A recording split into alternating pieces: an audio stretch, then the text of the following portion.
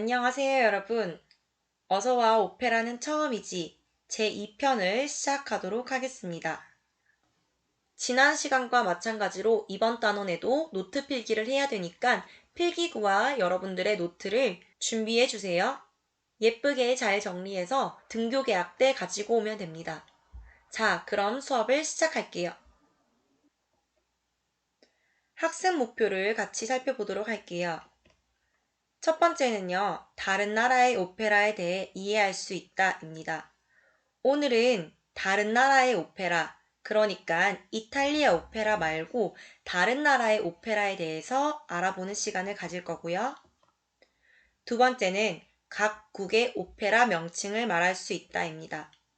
다른 나라에서 오페라를 그냥 오페라라고 부르지 않고 다른 용어를 사용하게 되는데 이 용어를 바르게 알고 있는지를 확인하는 시간을 가지겠습니다.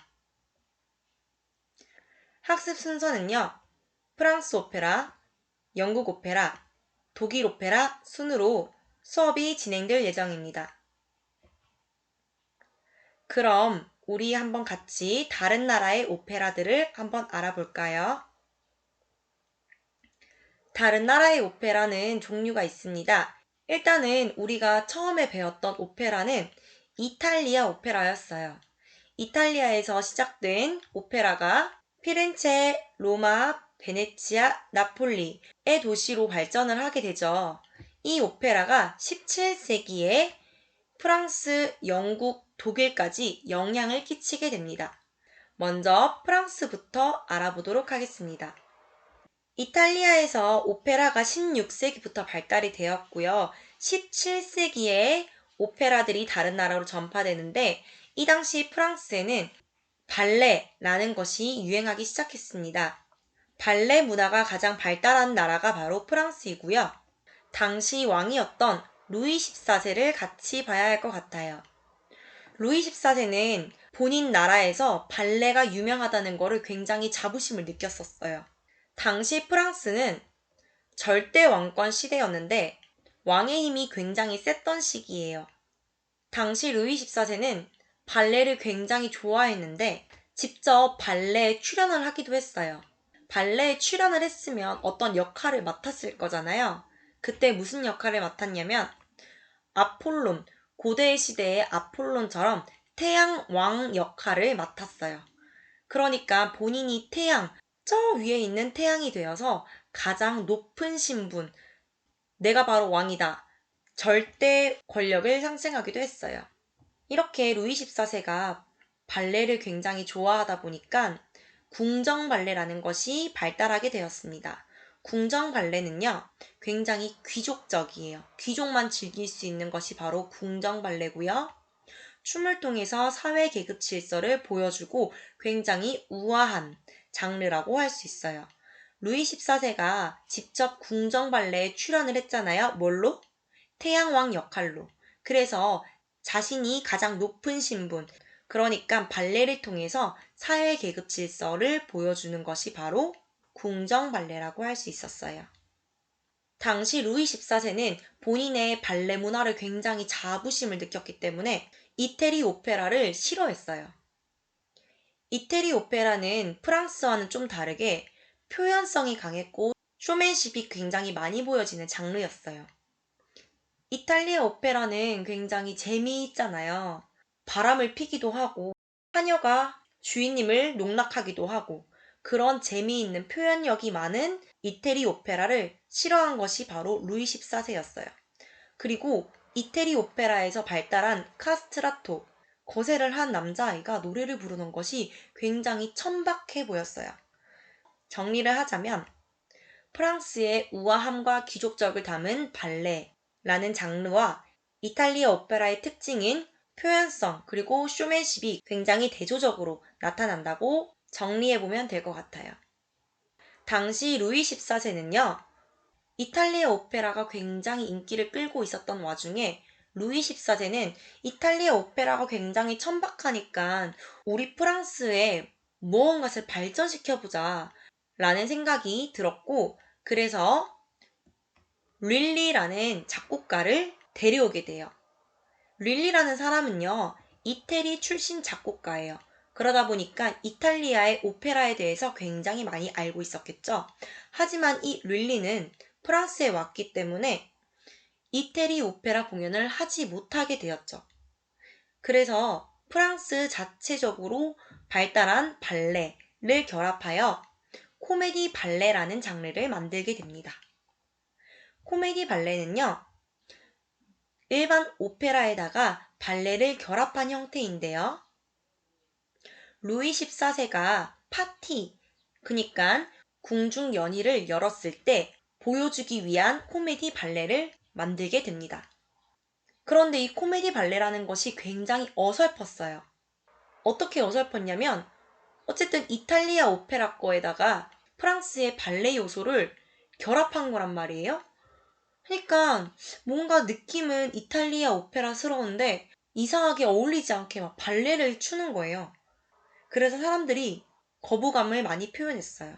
그래서 서정 비극이라는 장르를 다시 만들게 되는데요. 이것은 프랑스의 자체적인 오페라를 뜻합니다. 코미디 발레는 이탈리아 오페라의 어설프게 발레를 결합한 형태이고요. 서정 비극은 드라마, 음악, 발레 모두 충족하는 새로운 형태를 뜻합니다. 코미디 발레에서는 불어를 사용하긴 했지만 그 이탈리아 노래에다가 불어를 넣으니까 굉장히 어색하게 짝이 없었던 거예요. 그런데 서정 비극은 프랑스어의 느낌에 맞게 새롭게 음악을 다시 재탄생시켜서 만들었기 때문에 조금 더 프랑스 사람들에게 기호가 맞았고 이것이 바로 프랑스 오페라의 형태로 자리 잡게 됩니다. 프랑스 오페라에 대해서는 어느 정도 이해가 되시나요? 여기서 봐야 될 인물이 바로 릴리인데요. 릴리는 이렇게 생겼습니다. 이탈리아 출신이지만 루이 14세가 야, 너 우리 프랑스를 위해서 노래 한번 작곡해봐 라는 생각으로 데려온 사람이고 17세기 인물입니다. 수명이 굉장히 짧은 게 눈에 보일 거예요. 프랑스에서 가장 유명한 작곡가를 얘기하자면 바로 이 릴리가 아닐까 싶은데요. 릴리에 관해서 굉장히 재미있는 이야기가 있습니다. 릴리는요, 지팡이 찢기식 지휘법을 한 사람인데요. 본인이 작곡한 음악을 지휘를 할 때 지팡이로 바닥을 쿵쿵쿵쿵 박자를 세곤 했어요. 만약에 4분의 4박자면 하나, 둘, 셋, 넷, 하나, 둘, 셋, 넷 이렇게 지팡이를 바닥에 찧어서 박자를 세는 것이 바로 지팡이 찢기식 지휘법이고 이를 처음으로 시도한 사람이 바로 릴리였어요. 그런데 어느 날 릴리가 지팡이 찢기식 지휘법을 하다가 자신의 발가락을 실수로 세게 찢게 됩니다. 얼마나 아팠겠어요. 그래서 결국에는 발가락 절단 수술을 해야 했는데 릴리는 끝까지 이를 거부하게 되었고 발가락에 세균이 들어가서 끝내 폐혈증으로 사망한 설이 가장 어이없게 사망한 작곡가라고 전해지고 있습니다.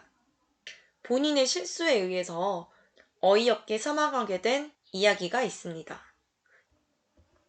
선생님이 이전에 얘기했던 부분은 다 17세기의 프랑스 오페라입니다. 이것이 발전해서 18세기로 넘어가게 되는데요. 18세기는 부폭 논쟁이라는 것이 일어나게 됩니다. 부폭 논쟁이라는 것은 어릿광대의 논쟁이라고 해석을 하기도 하고요. 이게 뭐냐면 당시 이탈리아 오페라가 굉장히 인기가 많았는데 그럼에도 불구하고 프랑스에서는 이탈리아 오페라를 받아들이지 않고 본인들의 발레를 결합한 서정 비극이라는 장르를 발전시키게 됩니다. 그런데 어느 날 이탈리아 희극 오페라인 마님이 된 하녀를 프랑스에서 공연을 하게 됩니다. 그런데 사람들이 하녀가 마님이 됐다고? 이거는 완전 신분 역전이잖아. 하녀가 마님을 엿먹인 거야. 야, 이거 너무 재밌다. 어떻게 이렇게 화끈한 소재가 있을 수가 있지?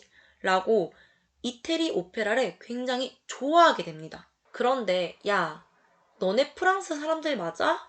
프랑스 오페라가 더 짱이잖아. 라고 주장을 하게 됩니다. 그러니까 부폭 논쟁이라는 것은 이탈리아 희극 오페라인 만임이 된 하녀가 프랑스에서 공연을 하자 사람들이 그것을 좋아하게 되었고 그 반응을 보이자 다른 프랑스 사람들이 야, 너 우리나라 사람이면 국뽕에 취해야지. 왜 프랑스 오페라를 안 좋아하고 이탈리아 오페라를 좋아해? 프랑스 오페라가 더 낫네. 이탈리아 오페라가 더 낫네. 자기들끼리 논쟁을 하게 됩니다. 이것이 바로 북풍 논쟁이고요. 프랑스 오페라는 굉장히 심각하고 발레를 막 추니까 재미가 없었어요. 그래서 안 되겠다. 프랑스 오페라도 재밌게 코미디 요소를 결합시켜서 재미있는 프랑스 오페라를 만들어 보자. 희극 프랑스 오페라를 만들자라고 해서 탄생한 것이 바로 오페라 코미크입니다. 프랑스는 발레가 대표적이고요. 궁정 발레를 통해서 서정 비극이라는 장르를 만들게 되었고 서정 비극은 굉장히 재미없고 심각한 내용을 주로 다루고 있다면 이 부폰 논쟁을 통해서 심각한 오페라가 아닌 재미있는 오페라를 만들어 보자 라고 해서 오페라 코미크입니다. 여기까지 정리가 다 되셨죠? 다음은 영국 오페라를 알아볼 거예요. 영국에는요, 가면극, 즉 마스크라는 장르가 발달하게 됩니다. 마스크는요, 프랑스의 궁정 발레처럼 귀족들이 즐기던 오락놀이였어요. 사람들이 가면을 쓰고 춤을 추고 노래하고 연기하는 것이 바로 영국의 오페라인 마스크가 되었고, 가장 대표적인 작곡가를 꼽자면 헨리 퍼셀이라는 사람이 있습니다. 헨리 퍼셀은 영국의 대표적인 작곡가이고요. 디도와 에네아스라는 작품을 남겼고 이 작품이 굉장히 유명합니다. 다음은 독일입니다. 독일에는요, 17세기만 해도 오페라라고 할 것이 없었어요. 그래서 18세기, 19세기가 되었을 때 돼서야 비로소 오페라가 유행하게 됩니다. 징슈필이라는 오페라 장르가 발달하게 되는데요. 이 징슈필이라는 것은 바로 노래의 연극이라는 뜻을 담고 있는 희극 오페라입니다. 프랑스 보세요. 심각하고 재미없는 오페라 만들었다가 결국에는 재미있는 희극 오페라를 만들게 되었죠. 그것이 바로 오페라 코미크였다면 독일에서는 우리 심각한 거 말고 애초에 재밌는 거, 사람들이 좋아할 만한 오페라를 만들자. 그래서 희극 오페라를 만들게 되었고 그 희극 오페라 이름이 징슈필입니다.